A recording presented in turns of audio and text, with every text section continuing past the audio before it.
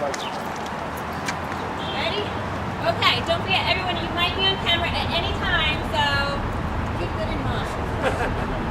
Okay, so thank you for coming. My name is Lisa Tyson, Director of the Long Island Progressive Coalition.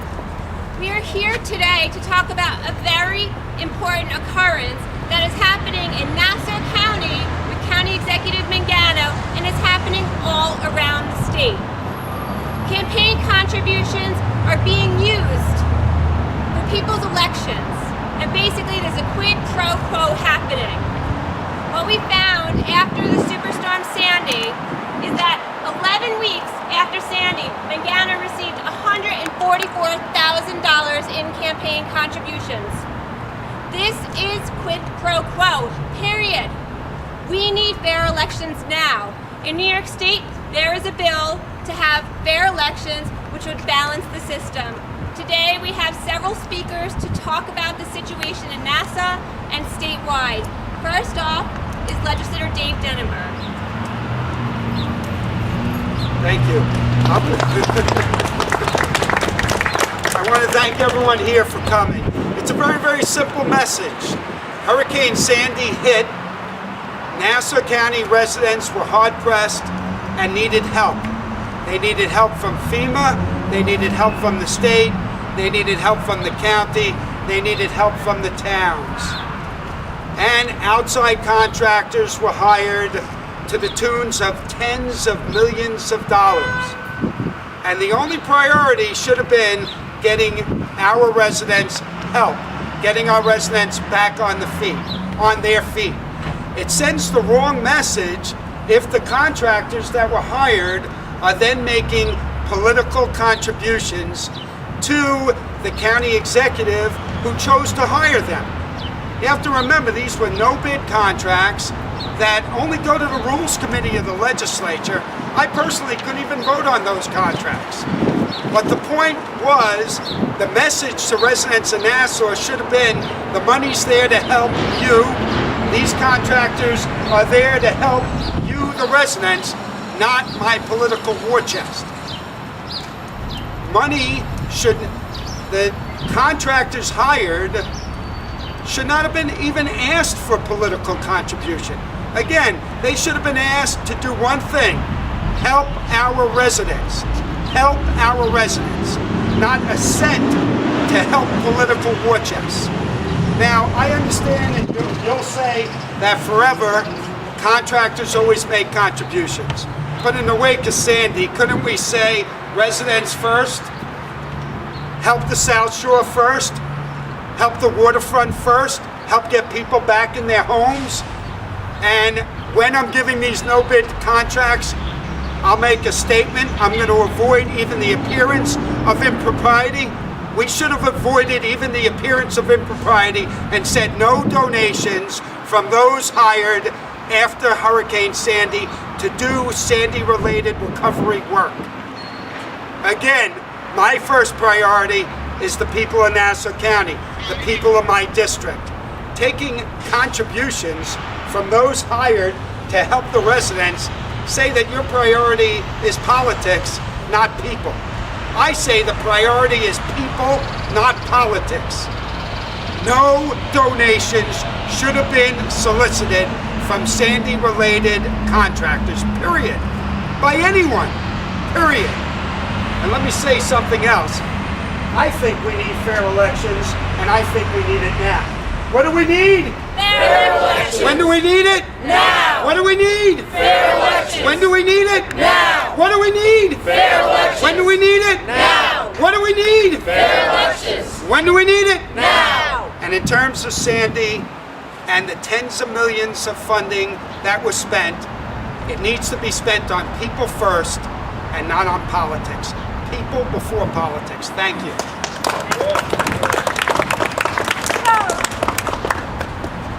Long Island Progressive Coalition did a report when Thomas Gulino was the county executive. What that report showed is within days of a contribution, a campaign contribution, he gave out and doled a county contract. Because of that, there was legislation, actually a referendum passed countywide, which said anything that is above $25,000 goes to the full legislature for a vote. Because this was an emergency, that did not happen. There has not been transparency of these contracts because of the emergency of Sandy, which is some of the reasons of why these huge campaign contributions have happened. So the real face of the storm were the people of Nassau County.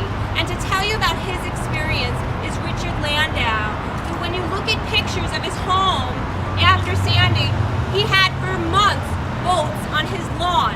His house was destroyed, and he's going to share with us his experiences and how he feels about these contributions. Morning.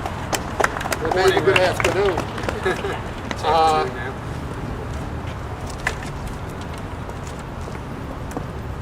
Unfortunately, a significant amount of jobs during Hurricane Sandy, the fiasco, were doled out to friends, relatives, as well as outside contractors and corporations from out of state at the cost of the homeowners of Nassau County. Homeowners are the ones that suffered, and many are still suffering, which is a problem for everybody. I'd like to relate a little story that happened to my wife and I 2 days before Election Day. Ed Mangano ended up in front of my house with Senator Fischilla. My wife was walking down the steps with the dog and noticed him standing there with his entourage of photographers. He called my wife over, and my wife walked over to him, and he put his arm around him. He said, "Don't worry, this will all get corrected." And he called one of his peons to take her telephone number down. My wife is still waiting for that phone call, which was at the end of October. She saw him a couple of weeks ago at a school meeting in South Merritt. There was about 200 people. She raised her hand and she stood up. He asked her, she asked him, "Do you remember me?" And he said, "You look familiar." She said, "Do you remember standing in front of my house?" And he didn't answer. She said, "Do you remember you said everything would be taken care of?" He said, "We'll talk about it after." Have you heard from him? So that's where we're suffering right now. My house has over 125,000 homes. I've been in touch with Senator Gillibrand, who has sent me over to Governor Como, who sent me over to one of the other divisions, and I spoke to him the other day regarding the STEP program. We had signed up for it on March 9th. We were told we would hear from somebody by the end of the month. We didn't hear from anyone. We're still waiting. We then went down and found out that we filed the short form.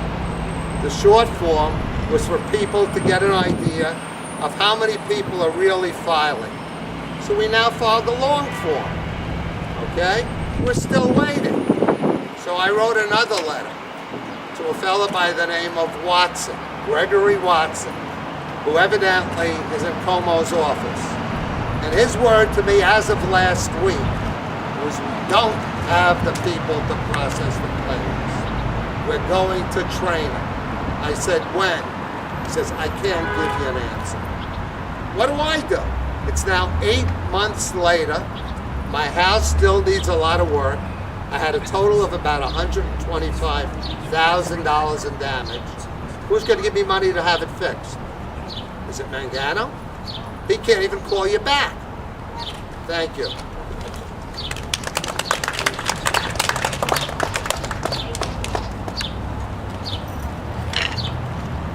So in New York State, there is legislation pending right now. And Jeff Friedman, who's a board member of the Long Island Progressive Coalition, as well as a Rockville Center resident, is going to speak about it. Good afternoon.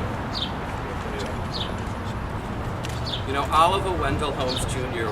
once said, "A a man who's usually more careful with his money than with his principles. Think about that. A man who's usually more careful with his money than his principles.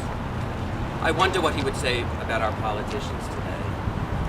You know, for years we have heard of the pay-to-play culture here in the government.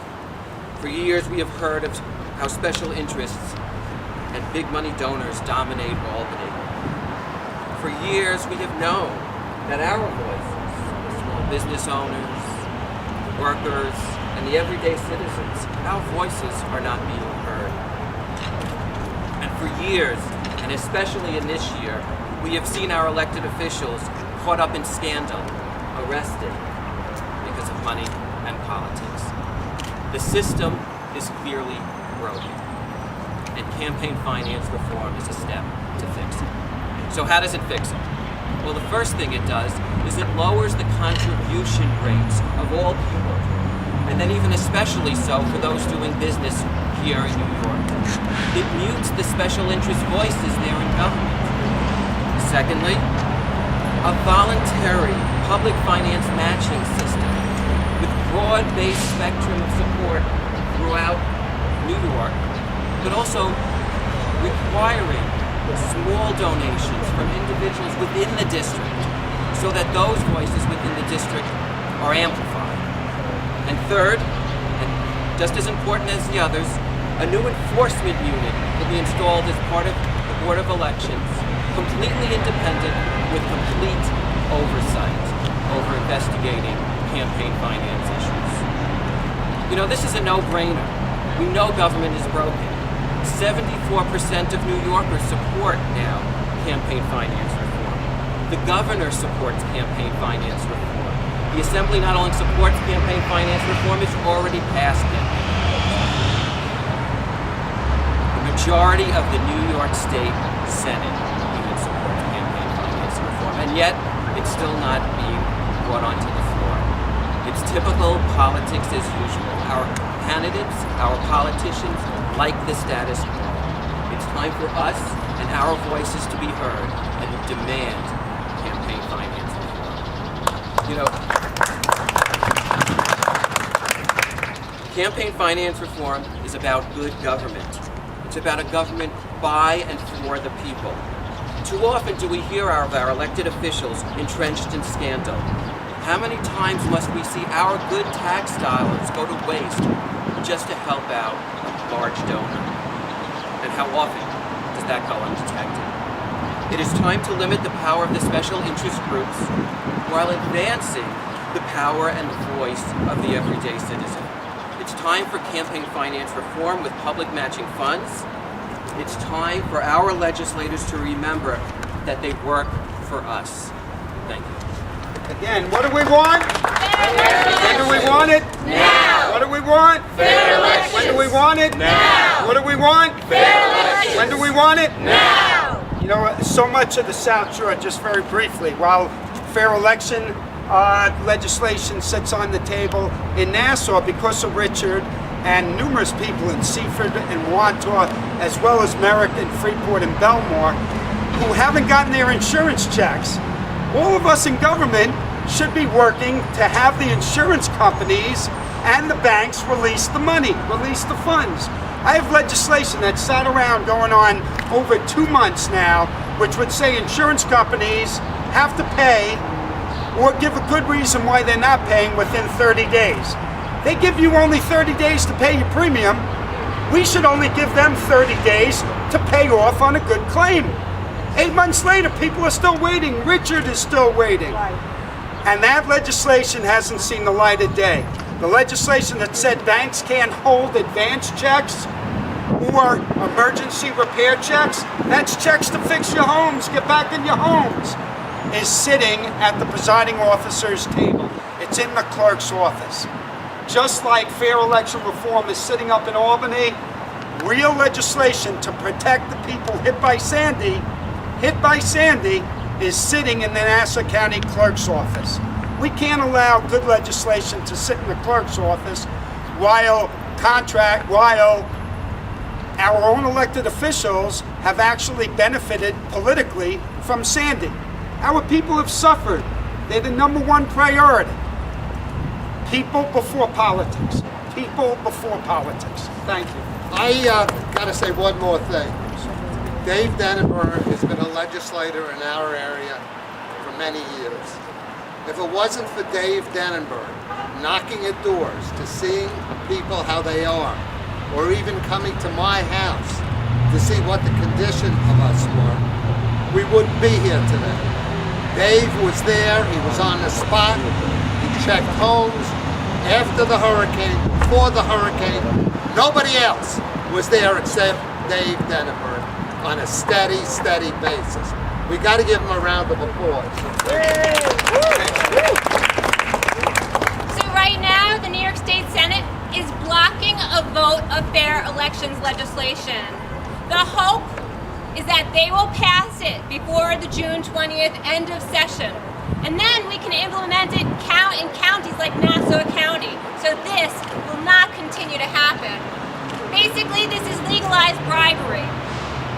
If in a baseball game, if someone gave money to the umpire to call them safe, that would be illegal. We need to make these contributions illegal as well. So thank you for attending, and are there any questions?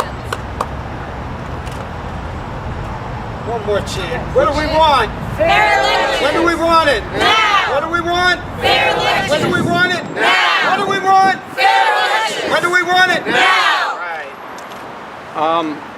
You've cited this $144,000 figure. Care to explain any more what that is? Well, in the press release, there's some examples.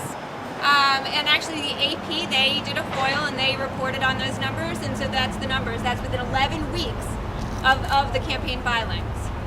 Do you know who we received it from? They're the companies that got the contracts, to Mangano specifically.